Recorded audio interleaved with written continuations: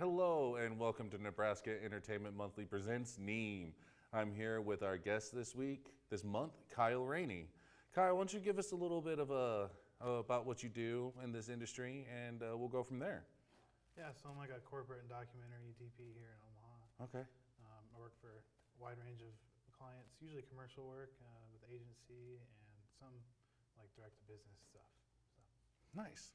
Okay, so like, what got you into the industry in this city? What got you here, and what keeps you here in this city of Omaha? Well, I mean, I'm from here and I have Yeah. family here, so that keeps me here. Yeah. I don't have a desire to go anywhere else, I guess.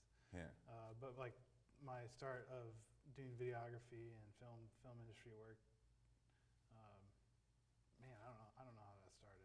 You just kind of jumped in. I mean, I started doing like broadcast stuff, and then I just kind of moved Yeah. over to the more post-production world with shooting with cameras, sitting to editorial, and Yeah. that kind of workflow. So. Okay. So like, I saw that we see here that you set up some cameras and did our lighting for this interview, set it up for us.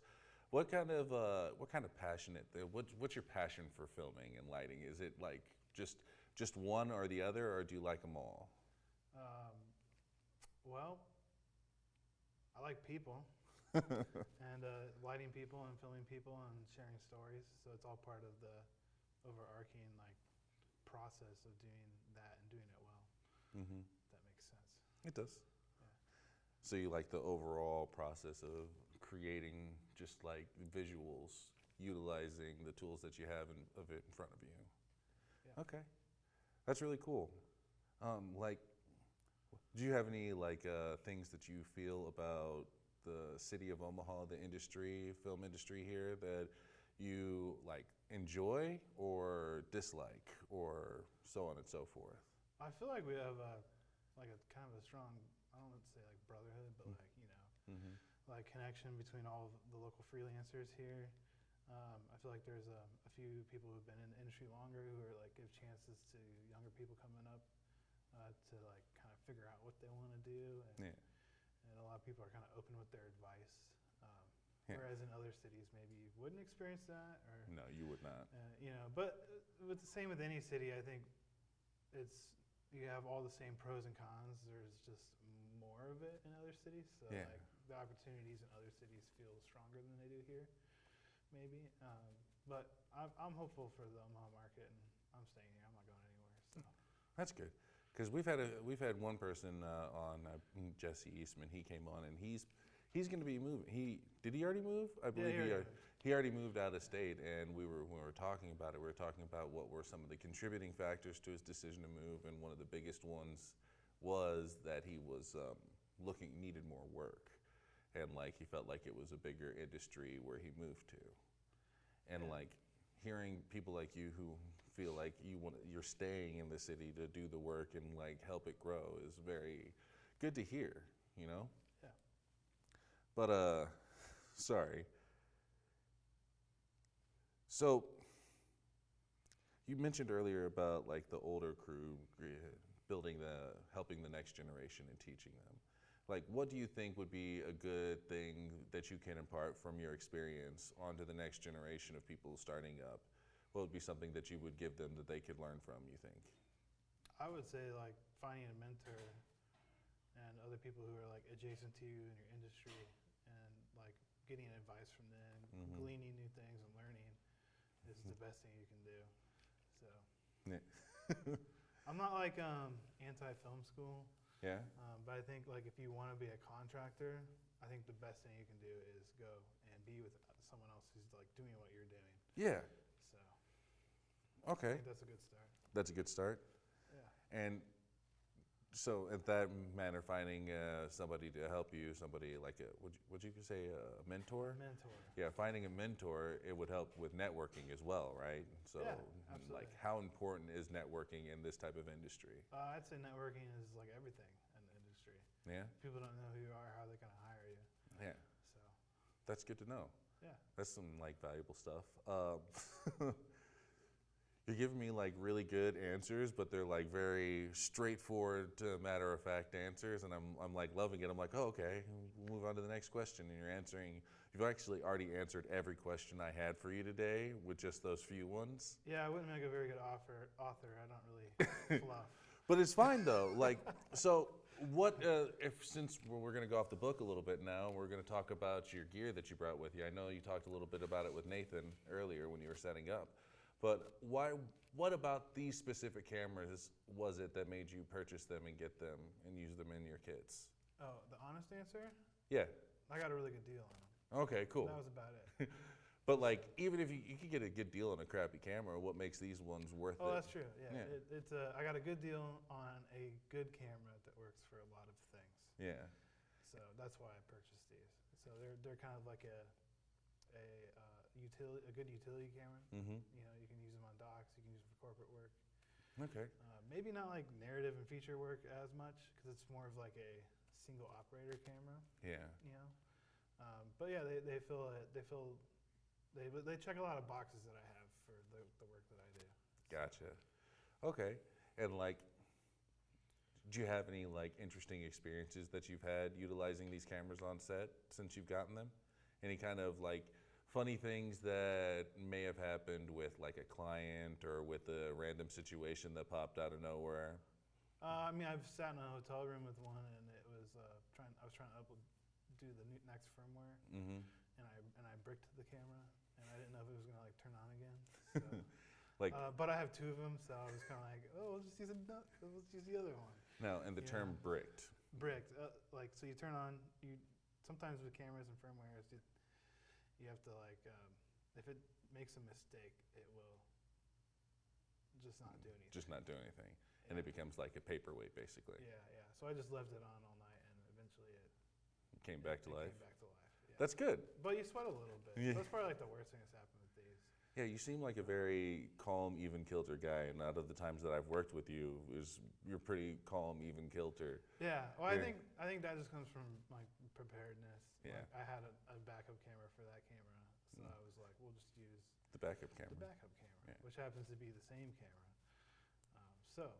So, like, is your preparedness, like you said, you're overly prepared. Being overly prepared is better than being underprepared. Did you learn that from, like, some people learn it by, like, beating their head against the wall, not realizing they're doing the same mistake again and again, and they're like, okay, this is what I need to fix? Or was it something that you heard one time from an instructor, from somebody who was teaching you, and you're like, that is smart, I'm going to do it all the time? I think it's just a personality thing. Mm-hmm. I don't like to lose. Yeah. I don't like to not be like prepared or Yeah. like have like that expert sort of Yeah. level that I can do. Yeah. So Sorry, that distracted me. yeah, I But was like, are we all good? yeah. Okay, Oh, they're moving. We're still rolling. But Yeah, cut that out. yeah, cut that out. But so like being prepared is a big thing, huh? Like closer to each other? We did. Oh, I didn't move. I just readjusted my body. Yeah. What do you need me to do? We good? Huh? Because I was leaning in. Oh, my bad. I was getting really. I was drawn in. Try by not me. to move. Yeah. I kind of got the wiggles this way. Yeah, but- these are interesting. Nathan picked these chairs today, by the way. So you know, I'm Well, blaming they him. were just kind of here. I don't know if it was his first choice. I hear him talking back there now. Yeah. It's okay. We're not. He threw you under the bus. I'm It's not okay. doing that. It's fine. It's a good chair. I said it was okay. Whatever chairs you pick is fine. That's another good lesson. Don't Yeah. throw people under the bus. Don't throw people under the bus Even if it is unless their they're your fault. technical Even director. if it is their fault. Yeah. Try to find a solution. Yes. Get But back. these are good chairs. They're fine. I'm not saying these are bad chairs. Yeah. One of the things that we know we do a lot here is when we do an episode, something goes wrong because we work with volunteers when we do these episodes. So if something goes wrong, we have to adapt, and it's always good to have a backup plan, like you were saying. I'm one of those people that like to have dozens of backup plans So like earlier today when like I had two people say they got a gig today and I had to readjust, we just readjusted what we did, but it wasn't difficult because I already knew that there was a possibility of this happening. And it's always good to have a backup plan, like you were saying, before we got distracted by other things. Chairs. But yeah, coming up with ideas off the cusp is kind of difficult. Do you know anything? Do you want to know anything about what we do here, or do you have any questions for me? Yeah, why don't you run through that? And we'll talk about. Well, run through that. Like, okay, so we're Nebraska Entertainment Monthly. This is our monthly periodical NEAM, and what NEAM is we interview professionals like yourself, and we showcase the things that they do as a way to kind of draw more people into the industry and the area, and a way to help professionals like yourself, myself, and everybody here connect. And like, it kind of feels like it was something that's really needed. And we have several like community outreach programs that we've been working on over the past like 8 months. We have a website that we have been steadily building nonstop. It's very difficult to get a website up apparently the way we want to do it, but it's coming together. But now I feel like I'm just talking and I just have you here for nothing. No, so what's so difficult about the website? We're doing a directory for the website with everybody, with as many like industry professionals as we can on there with what their past work is and their contact information in accordance with agreements we have with the local unions and things like that. Oh, that's really cool. So it's just difficult getting all the contact information and all their stuff and lining it all up and then sending it to our website guy and that stuff. That's a really neat project. Yeah, it's very difficult, but it's very fun. And like, this is like my favorite part of the whole thing, because I get to come in here, work on a project, talk to people that know what they're doing, and like just kind of like connect with people and bring more people on and show them that the rest of the world that Nebraska is still has an industry, and we're working together to like make it better. Yeah. Yeah. How was that, guys? I already knew all that stuff. Did it look like I was told that for the first time? Yeah, I've done. We may have had this conversation before, but we did not rehearse this interview. Sure. Yeah. Yes. But yeah. What do you know about upcoming movies or anything? I know very little about upcoming movies. There's like a big one that's out there, but nobody knows anything yet. Like coming to town. Yeah. I know of one that's coming to town next year, but I don't know like anything about it other than like it should be here in like, I think they said June or July next year. Oh, okay. And it's gonna be like a summer shoot. Is that the big one that got like the $6 million? No, that one we're probably not gonna see any work from because they went through Cherokee Film Nation instead of Nebraska. Oh, okay. So they'll be getting. Yeah? Oh, she said, oh, I thought you said Paul. I was like, oh, okay. Yeah, they went through Cherokee Film Nation, which is fine because that's very good for the project that they're doing. It'll help make it more accurate. And I'm not mad at not getting work from it. I'm just a little disappointed that we don't get to go and work on this big project. Yeah. Well, that's how things go here sometimes. Sometimes, yeah. Unfortunately, but it's okay because we can create our own projects here, like with just a little bit of effort, which is like the whole purpose of us all meeting together. Yeah, you should probably edit all that out, by the way. Probably, yeah, I probably. feel like that sounds derogatory. Yeah, it's fine. We'll cut out what we need to. I won't make you sound bad or. Well, I didn't say anything bad, but I thought you sounded. I sounded derogatory because they went with Cherokee Film Nation. I would cut all that out. Yeah, I'll cut that out. Yeah. I wouldn't throw them out, but I was just curious. Yeah. If we were talking about that same one. Yeah. So what's this new one that's coming? I have no idea. Like I said, I only know that it's coming, and I've just been keeping my ear to the ground, trying to like we do, trying to get as much information on stuff as I can. Yeah, but yeah, thank you for coming in. First off, thank you for lighting this up for us. We're gonna use your lighting from now on. By the way you have this set up for us, it looks really good. I really like how it like showcases everything. The only thing I'd probably change is these lights on the background. Because they're blue. Well, you can do different backgrounds. I know. That's what I mean. I'm just going to change those colors, yeah. Like, well, the curtain's blue.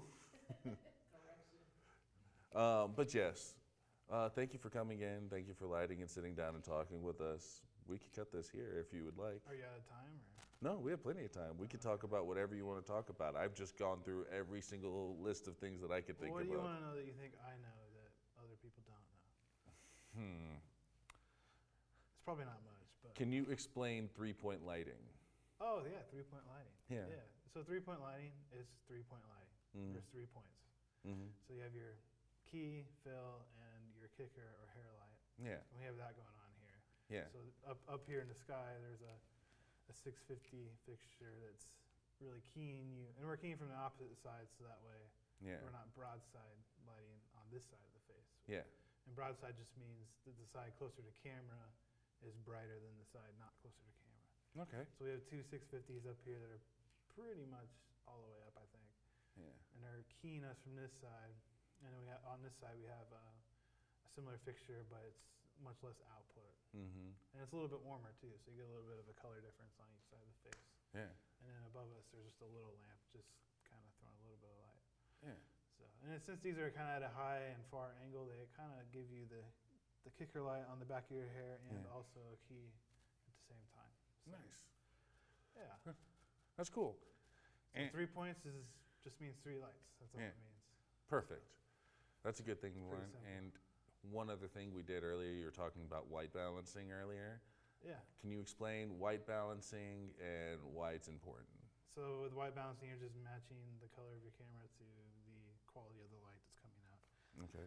And these are all 3200 Kelvin at full brightness. Now they're a little bit warmer since they're not at full brightness. Okay. So you just want to match your camera to reflect that. Otherwise, we would look blue or like super orange. Or green, like we were having the problem with earlier. Yeah. My cameras had a bunch of green on them for some reason. Because we have a green screen behind us. Well, it's not from that. It's probably just the last project I worked on had some weird Color texture. and then and walked in here and it looks really bad. So you got to fix that in camera. Yeah. Before you roll. Yeah, and we will be showing the work that is done with all of the cameras earlier. We'll be showcasing that in the second half of this episode. Oh, sweet. Yeah.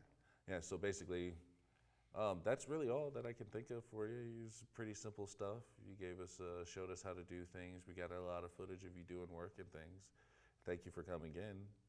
And I can't think of anything else that we could get from you right now. We'd love to have you come back and work with us again if that sounds entertaining. Yeah? Yeah, let's do it. Yeah. All right. So there's the cameras right there. Thank you guys for joining us at Nebraska Entertainment Monthly Presents NEAN, and we'll see you next time. Yeah, so now we just do our little talking outro while he records that until he decides that he wants to. There it goes. It's to black. Cool. Yeah, I got to get better with my interviewing.